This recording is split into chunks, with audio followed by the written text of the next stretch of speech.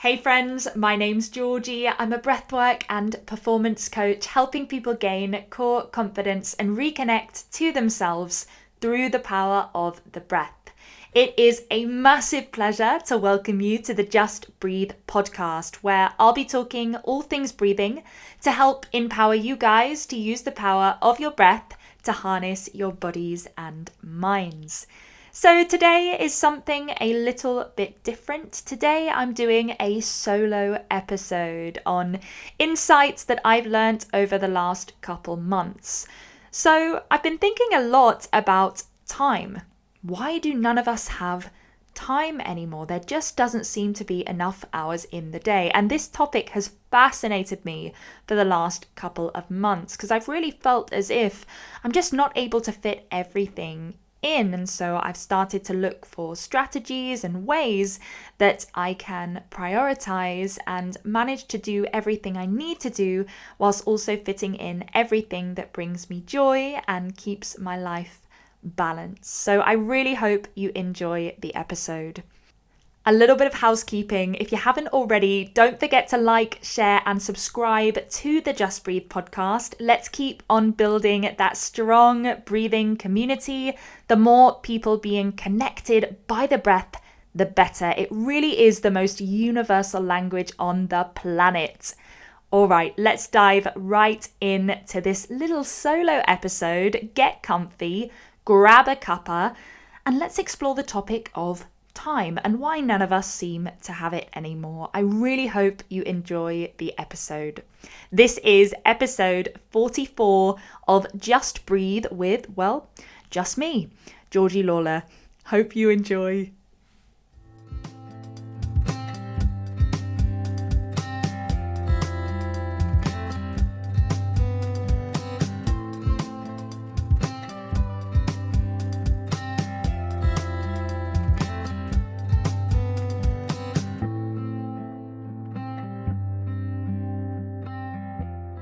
You know, it's actually so ironic because I meant to release this episode a week ago. It's actually taken me a whole week to sit down and actually just get on with it and record this episode. Now, whether that's because I was a little bit nervous to release a solo episode, you know, it's much more intimidating when it's just me talking rather than having a chat with someone else. That might have had something to do with it.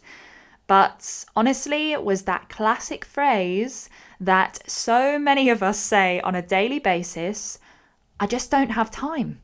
There aren't enough hours in the day. And I've become really interested in this phrase. Now, of course, a lot of you know I'm a breathwork coach and performance coach. And by that, I mean sports performance. I'm a personal trainer, but also work with many women in helping them to train their mindset, their relationship to fitness, and their relationship to their own bodies. And anyway, with all of my clients, the biggest phrase that comes up is, you guessed it, I don't have time. I don't know where I can fit it in, or you know, that the day seems to run away, or they come back and they're really disappointed with themselves because they haven't followed through and done the little bits of homework I set them, whether that's to do a little bit of resistance band work or to get out for a run or a bike ride or whatever, or do some breath work with my breathwork clients for perhaps just 5-10 minutes a day. And when we zoom out, 5-10 minutes a day is really not that long. We could all get up 5 minutes earlier to do a little bit of breath work and it would do wonders for our health. But the bit that interests me is, why is that so difficult? Why is it so difficult for so many of us, and myself included here, to put aside 5 to 10 minutes, maybe a little bit longer, but a small chunk of time to do something for ourselves, to give our undivided attention to something for ourselves that we know will be of huge benefit to our well-being? Why is that so difficult? And I have become fascinated by this question because the intent is always there, and I see it in so many people. The intention to grow and to become fitter and healthier and more resilient and to step into their potential. The intention is there and the drive is there. But actually putting it into action and finding the time is the most difficult thing. And a big reason why this topic of time and our perception of time became such an interest of mine over the last few months and has provoked many a pondering is because I was feeling extremely overwhelmed on a regular basis. I'd basically just bitten off more than I can chew. I'd booked too much in the diary. I tried to spin 10 plates at once and I just hadn't left any time for any of the little things that we forget about, like leaving an extra half an hour or so to make a really nourishing meal that's really made with love, or to take the longer route on a walk to get to work, or to go and see a client in my case. And I'd stacked stuff so tight in my schedule that I'd left no time for those little things, and I really missed reading and filling my mind with inspiration and knowledge. Something I really, really love to do is sit down with a good book. And I'd implemented reading into my schedule. That's the most hilarious thing. But I'd left about 20 minutes for it. And now in my mind, that was fine, because I was like, 20 minutes reading, that's great. 20 minutes a day, you can really build up some good reading there if you really stick to it. I hadn't factored in the possibility that I might need to go to the loo. Now, that's a good 5 minutes gone, depending, of course, if it's a number 1 or number 2. Yeah, I hadn't factored in those very human things, and it all just became a bit of a nightmare, and I just felt like I was running round like a bloody headless chicken, and that actually I wasn't really doing anything to its full capacity. I wasn't really giving 100% to anything, because I always felt like I was in a bit of a rush, and so nothing felt truly present. And I don't know if this resonates with anyone, where you always kind of feel like you're chasing your tail and you are running from pillar to post, and life really does feel like that right now. I know this isn't just me that feels this way, and I wonder if it's anything to do with the pandemic and the fact that our perception of time has been altered somewhat. It seems that the sort of parameters of time have faded away a bit since the pandemic has started, and we've experienced lots of lockdowns, and we've all been working from home, or most of us have been working from home, and so the weekend doesn't really exist anymore when you usually have your solid time at home. You're sort of there the entire time. There's no set time that work finishes or that work starts. You just sort of start when you feel like it and finish when you think you're done. And this is the thing, is that actually I think perhaps we need those barriers and borders of time to differentiate one sector to another when we're working and when we're resting, to find that work-life balance. Now, of course, when you're self-employed, when you're a coach or any sort of self-employed, generally you make up your own schedule. You are in control of your own schedule, which to most people sounds very freeing. But the thing is that, like many people have experienced with the lockdown, you tend to have no boundaries unless you create them. You work when you say you start working, and then you finish when you say you finish. And sometimes that can be 11 o'clock at night and you're still sat there in bed with your laptop replying to emails, and you get really jealous of those people that work 9 to 5 and they get told when they can go home. But anyway, something I've learnt, key point number 1, let's try and have some structure to this episode. Key point number 1 is that I think boundaries are very, very important. Having boundaries with your time, which in essence is having boundaries with your energy, because time really is energy, isn't it? Without time management, there is no energy management, because what you give time to, you give energy to. And this is the whole reason why I was feeling majorly overwhelmed and burnt out, and that life was just one big struggle. So 2 things, boundaries, and this is sort of, I suppose, a subcategory of boundaries, is the word no. No. N-O. No. And I know the word no has a bit of a negative connotation to it, and I don't want to be a negative Nancy here, but the word no, I am learning, is extremely important. Because if you just say yes to everything, be that personal or professional, that friend that wants to meet for coffee, or that client, let's use my work as an example, that client that would like to have a session at a strange time that doesn't really actually work for you, but you really want to accommodate, so you sort of go, okay, well, yes, you make the time. Being brave enough to say no, especially when there is work involved and it means a lot to you, is really, really important. Really sticking to your time boundaries is so important, because we have to be somewhat protective of our energy.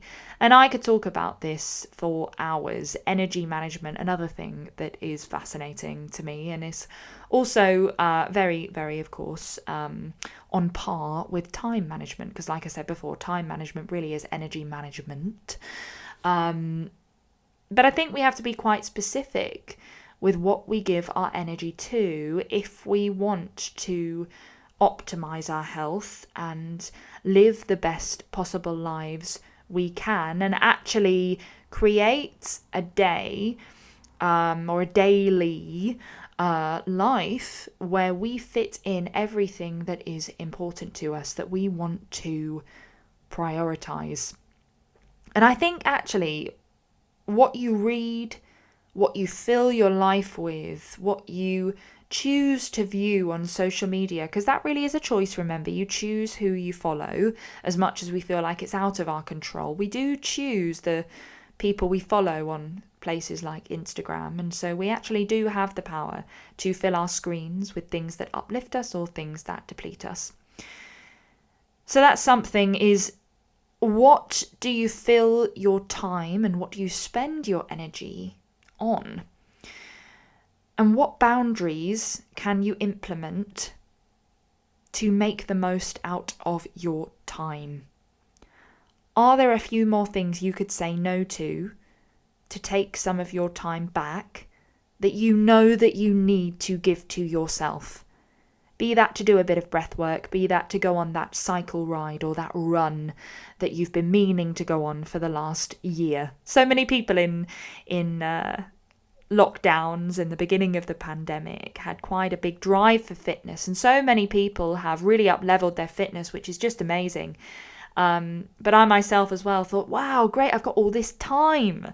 I'm going to train for a marathon, or, these huge goals. And it never happened because I didn't have any boundaries. I didn't create the structure that I needed to give enough time to actually make that goal a reality. And I hope, as I'm sort of whittling on, this is actually making some sense. Like I said, it is quite an intimidating thing, a solo podcast episode, just me nattering on for a bit. But I think I am making sense in that making boundaries with your time, prioritising, and learning the word no.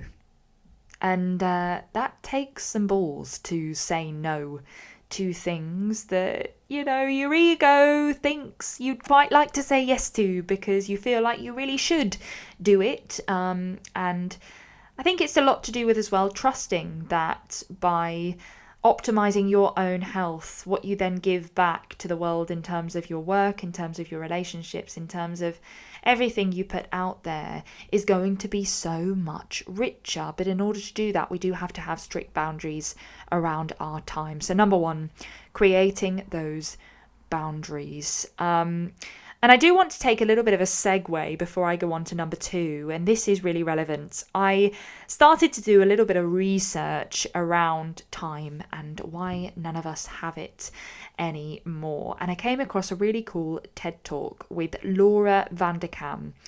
And it was really, really interesting. And she said she researches time management, and she was really, really funny. She said she had actually been late to one of her talks on time management. So she holds her hands up as well. She's late sometimes too. But what she does say is that time is highly elastic and that time will accommodate what we choose to put into it. And that really got me thinking. We talk about this state of flow, right? When all time disappears. And I'm sure you've experienced this as well at some point, whether it's playing sports or writing or reading a really, really good book where time just disappears and hours and hours and hours can escape and you don't notice it. You just felt so at one with whatever you were doing. You have no concept of time. But it's not in a negative way. It's the most blissful feeling because you are really present with what you were doing. And I often feel like that when I'm working with clients because I'm so focused on them and their breathing. You know, that's a really sort of vulnerable thing to allow someone to observe your breathing. And I'm so focused on that client that all time does disappear and the hour goes so quickly. But when you're not with the present moment, when you're a bit bored, when you're a bit detached, when you're a bit sort of, watching the clock, time goes so slowly. And it's really coming back to that perception of time. Something else she said that really, really got me was we don't build the lives we want by saving time. We build the lives we want, and then time saves us. And I suppose that's sort of elaborating on that first bit she said, in that time will accommodate what we choose to put into it. But that really got me thinking about how I've tried to do so many times that thing where you try and save little bits of time. So something I don't really want to do but have to do, I'll try and do really, really quickly. Let's say the washing up, for example, or something that we have to do every day, like brushing my teeth or like making breakfast. I'll do it super, super quick because then I'll think, well, then I'll have more time to do the stuff that I want to do that workout or to do that really long meditation that makes me feel really, really good. Now, the thing is that number one, you should never rush your breakfast. Eating is a very, very important part of your day, and everyone should be taking 5-10 minutes after they've eaten and before they've eaten actually to take a couple of deep breaths because it optimizes your digestion. But I've just gone off on a bit of a tangent there. It's really, really important not to start rushing things because it becomes a bit of an addiction. And this is what happened with me, is I started rushing menial things like the washing up, and then I started doing other things really, really, really fast, like writing emails, like writing social media posts that actually were heavily connected with what I feel I am here to do, which is empower people through the power of the breath, through coaching, through programs, through what I put out on social media, etc., through this podcast. And suddenly the quality decreases. And my mum pulled me up on this, actually, which I'm really, really grateful for. My mum pulling me up on and things like that, and calling me out. My partner does the same, calls me out on things. And those people are the best people in your life, those people that are willing to be properly honest with you. The best people, honestly. Fill your lives with people that will call you out on your SHIT. I don't want to swear on this because I want to keep it clean. But my mum called me out on how there was a lot of spelling mistakes in my social media posts and in some articles I'd written. I love to write articles summarising research papers on scientific studies around breathwork and how powerful it is, etc. I love sort of making it a little bit more conversational because I find those papers very hard to read, and so I think it's cool to summarise them, to put them out a bit more relatably into the world. And there was a lot of spelling mistakes and a lot of just different things that weren't of quality, basically. And actually being called out on it, it really affected me. I felt really down about it. I was like, wait, why am I rushing this? I am self-sabotaging this work that I'm so passionate about, and I'm not giving time to it, and I'm just blasting through it, and I'm not being present with it because I've suddenly adopted this idea that I don't have time. Now, of course, thoughts become things. Whatever you tell yourself will generally come to fruition. And I say this to my clients as well, especially my personal training clients, that if you keep saying, I'm so unfit, I'm so unfit, I'm so unfit, the subconscious mind will do whatever it can to make that thought a reality. Whereas if you say, I am full of health, is that even a phrase? I'm full of health. You know what I mean.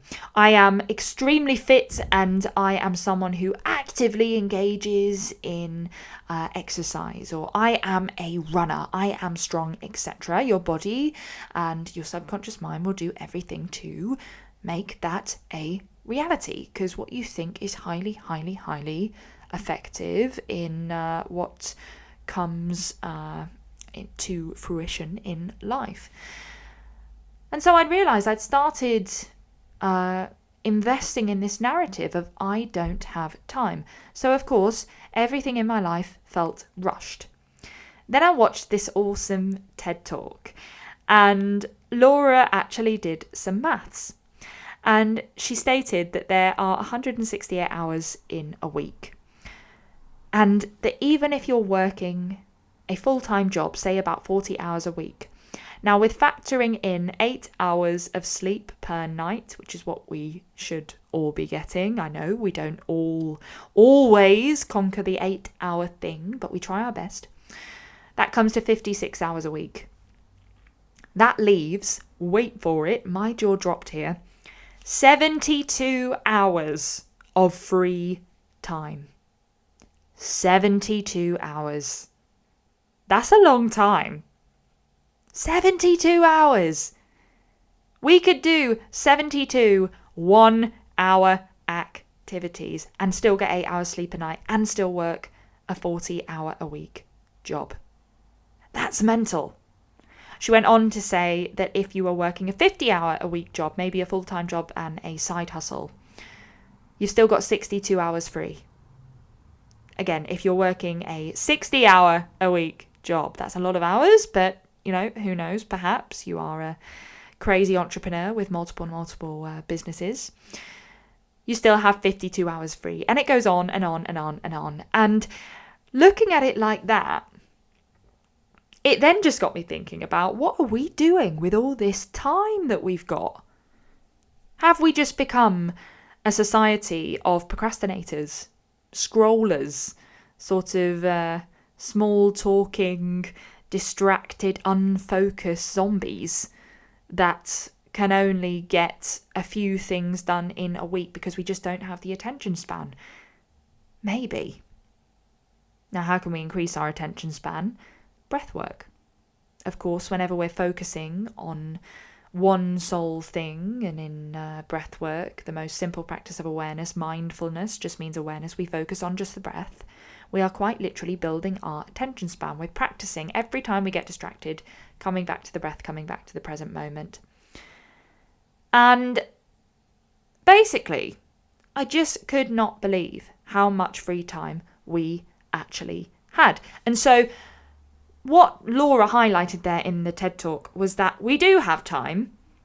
Actually, where we're going wrong is that we're not prioritizing our time in the right way. So she had some amazing suggestions, which I want to share with you as to how we can better utilize our time. So she said, look at the whole of your week and see where the good stuff can go and really focus on what matters. And so she said you should have 3 priorities, and it should fall into 3 categories: career, relationships, self. Now, of course, career hogs all of the time. Relationships, a lot of us are pretty good at putting some time into relationships. You know, the people we love and care about is important. Self, so neglected. So many of us neglect this bit. And this is where my clients come back to me and say, I'm so sorry, I just didn't have time. And now, of course, I say to them, well, you did. You actually had 72 hours of free time if you're working a 40-hour week. You just didn't prioritize it. You didn't put yourself first. Now, of course, this is easier said than done, but it does raise a question in terms of how much we value our health, our energy, and ourselves as a whole to a degree, in that we should be making ourselves and our health a priority. It should be up there with career and relationships.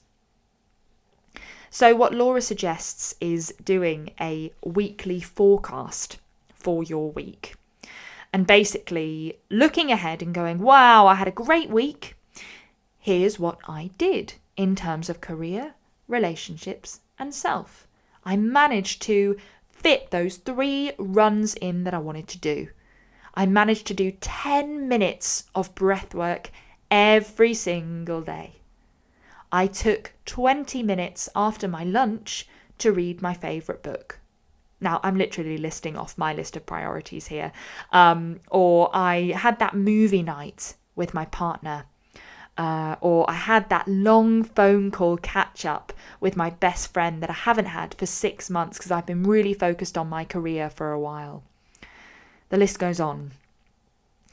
But being able to forecast and then backtrack allows us to schedule not only those meetings and anything to do with your professional life, but also to schedule relationship time for self, time for fun, time for play. Block it out in your calendar. Now, I've started doing this and I haven't nailed it yet, but it certainly has helped. Just having that time blocked out, circling back to point number 1, allows me to have boundaries and allows me to say no because it's already in the calendar. On a Sunday night, I've already fast forwarded, noted down the priorities, self, relationships, career, what are my priorities in those 3 areas, and I have blocked out time to give to those priorities. I think this is really, really important because it allows us to fill our weeks with things that are going to drive us forward, but also keep us present, keep us grateful, and stop us from becoming burnt out. And most importantly, to stop life being one big struggle. It should never be a struggle, right? But looking around, and especially, I don't live in London anymore. I used to. I live in Yorkshire now. I moved away to the countryside because, well, that's another thing, and I'm sure I'll explain that on another solo episode, which please do give me a message if you'd like more of these episodes of me nattering on for half an hour or so. But when I used to live in London, everyone walked around, and I'm sure they still do, as if they are just struggling, running from pillar to post, always late, never enough time. And of course, people get irritated at each other because everyone's trying to get there first. And it does just make you think, does it need to be this much of a struggle, guys? If we looked at time a little bit differently, would it be this much of a struggle, or would we all live much richer, happier, more fulfilling lives, perhaps? And that's just what I've been pondering over the last few months. So I hope that is helpful. That TED Talk really helped me, and I wanted to share those points with you. Just to finish the episode, I thought it'd be kind of fun to share a couple of interesting things about time. So my favourite one that I found, a couple of little fun facts about time, is number 1, there's no such thing as now. As far as physics is concerned, space and time are fluid, affected by gravity and your speed. Einstein put it like this, and this is my favourite bit. For us physicists, The distinction between past, present, and future is only an illusion, however persistent. And I think we do forget that time actually was created by human beings. Animals never had watches or clocks. There was no measurable time before us lot came along, stuck a massive clock in loads of different landmarks and created this time. We created this stress for ourselves. And I always do find that fascinating as well. Remembering actually that time is just an illusion and it's something we created. Next one. I'll do 3. Because light takes time to reach us, everything we see is in the past. The sun you can see out of the window is 8 minutes and 20 seconds old. The light from our nearest star, Proxima Centauri, is 4 years old. I think that's really cool. Everything we see is in the past. We're never actually looking real time because of, what did it say? Because light takes time to reach us. That's really interesting in terms of being in the present moment and actually just accepting that everything you see is in the past anyway. So there's no point thinking about it and there's no point trying to predict the future because we have no control over that either. So we may as well be present. How do we get more present? By practicing breath work. All right, one more. New experiences really do seem to be longer in the memory than familiar ones. It's called the oddball effect. And it seems to be why time feels like it's going faster as you get older because more stuff is familiar to you. That is really interesting. New experiences really do seem to be longer in the memory than familiar ones. Well, that definitely makes sense. I've definitely felt like as I get older, time goes faster and faster and faster. And people do say that, don't they? Slow down, no, time's running away. And you say to younger people, my parents always used to say it, don't wish your life away. When I used to say, I'm so excited to be 16 or I'm so excited to be 18 or I'm so excited to be a grown up. Now I am a grown up. I'm like, slow down, no. And you just feel like the next Christmas creeps up on you. And last Christmas was only through a few minutes ago.